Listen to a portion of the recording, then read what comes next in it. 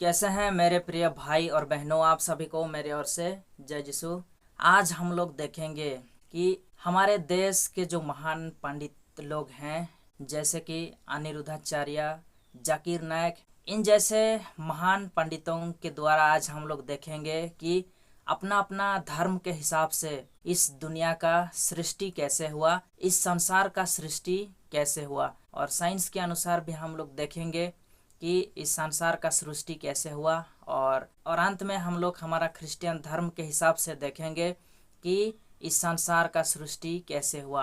और दोस्तों, आप लोग इस वीडियो को पूरा देखने के बाद में कमेंट कीजिएगा कि किसका धर्म के हिसाब से इस संसार का जो सृष्टि हुआ है वो सर्वश्रेष्ठ है। यानी कि आप लोग इस वीडियो को अंत तक देखने के बाद में आप लोग कमेंट करना कि कौन सा धर्म के हिसाब से आपको लगता है कि जो संसार का सृष्टि हुआ है ये सही है।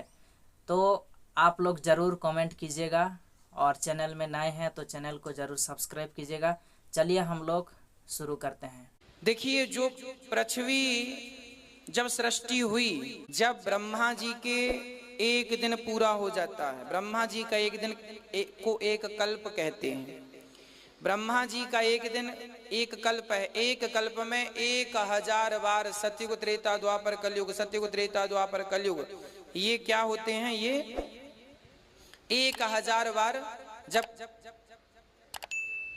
हो जाते हैं तब ब्रह्मा जी का एक दिन होता। और जब एक दिन होता ब्रह्मा जी का, जब सतयुग, त्रेता, द्वापर, कलयुग ये 1000 बार बीत जाते हैं, तब प्रलय आता है।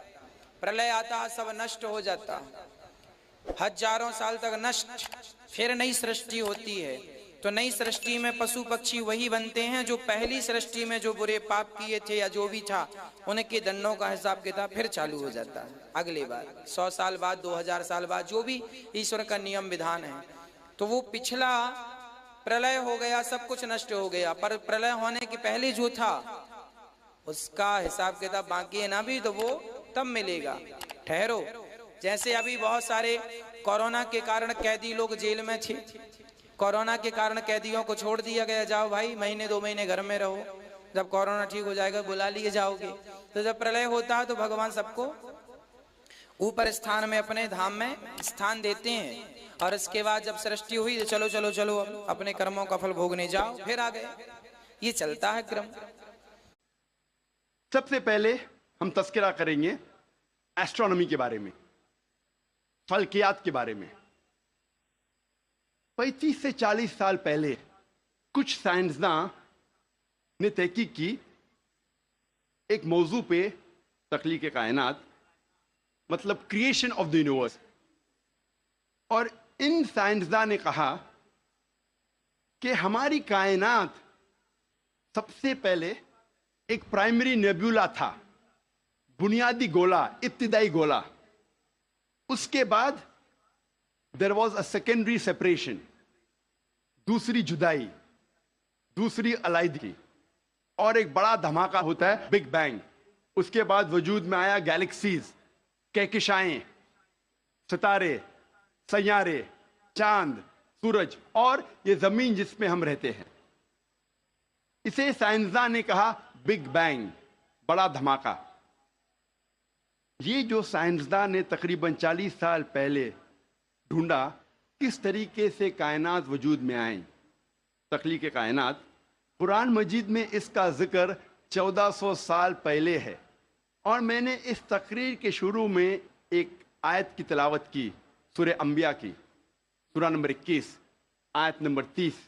क्या इनकार करने वाले ये नहीं जानते कि जमीन और आसमान एक थे, जुड़े हुए थे, और हमने उन्हें जुदा किया?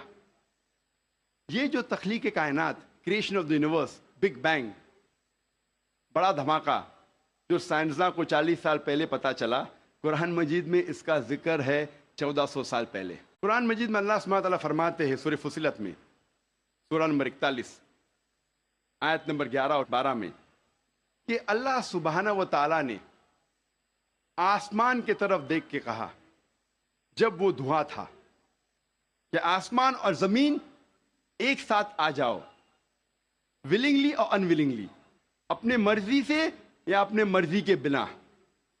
और उनने कहा कि हम अपने मर्जी से एक साथ आ जाते हैं। कुरान मजीद में लिखा है कि आसमान सबसे पहले धुआं था, और आज के साइंसदान ये कहते हैं कि कायनात बनने के पहले ये आसमान धुआं था। इंग्लिश में कहते हैं गैस, लेकिन अरबी में दुखान के मानी है स्मोक। कुछ मुफस्सरीन ने तर्जुमा किया मिस्ट, धुंध, जो मेरे हिसाब से सही तर्जुमा नहीं, क्योंकि धुंध होता है ठंडा और धुआं होता है गरम।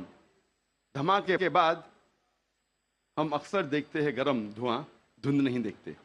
तो कुरान मजीद में लिखा है कि आसमान था धुआं, और आज साइंस ये कहती है कि स्मोक गैस से और बेहतरीन लफ्ज है।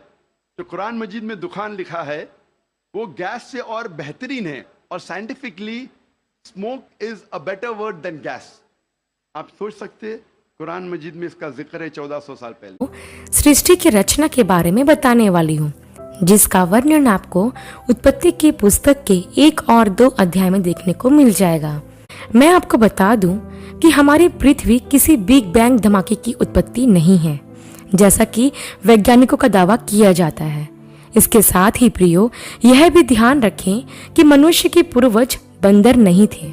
मनुष्य की रचना परमेश्वर ने अपने हाथों से की है, जिसके क्रम को आज हम इस वीडियो में जानेंगे। तो आइए प्रियो, हम वीडियो को शुरू करते हैं।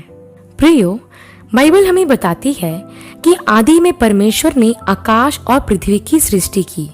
पृथ्वी बेडौल और सुनसान पड़ी थी, और गहरे जल के ऊपर अंधियारा था, तथा परमेश्वर का आत्मा जल के ऊपर मंडराता था। यहाँ मैं आपको बता दूं कि यहाँ जिस आदि अर्थात आरंभ की बात की गई है वह अनंत है। कहने का मतलब यह है कि यह आरंभ कब हुआ इसके बारे में कोई कुछ नहीं जानता, सिर्फ परमेश्वर ही जानते हैं। इसके साथ ही पहले 2 वचनों में हम देखते हैं कि परमेश्वर ने आरंभ में आकाश और पृथ्वी की सृष्टि की थी। यह आरंभ मनुष्यों के बनाए जाने से हजारों या करोड़ों साल पहले हुआ होगा। वचन 2 में हम यह देखते हैं कि पृथ्वी बेडौल और सुनसान थी।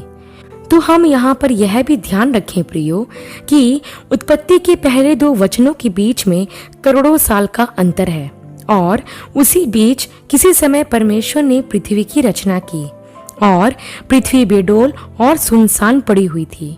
मतलब उस समय पृथ्वी पर कुछ भी व्यवस्थित नहीं था। इसके साथ ही पृथ्वी पूरी तरह से जलमग्न थी, और उस जल के ऊपर परमेश्वर का आत्मा मंडराया करता था। तब हम आगे देखते हैं प्रियो कि परमेश्वर ने कहा कि उजियाला हो, तो उजियाला हो गया। और परमेश्वर ने उजियाले को देखा कि अच्छा है, और परमेश्वर ने उजियाले को अंधियारे से अलग किया, और परमेश्वर ने उजियाले को दिन तथा अंधियारे को रात कहा। तथा सांझ हुई, फिर भोर हुआ। इस प्रकार पहला दिन हो गया।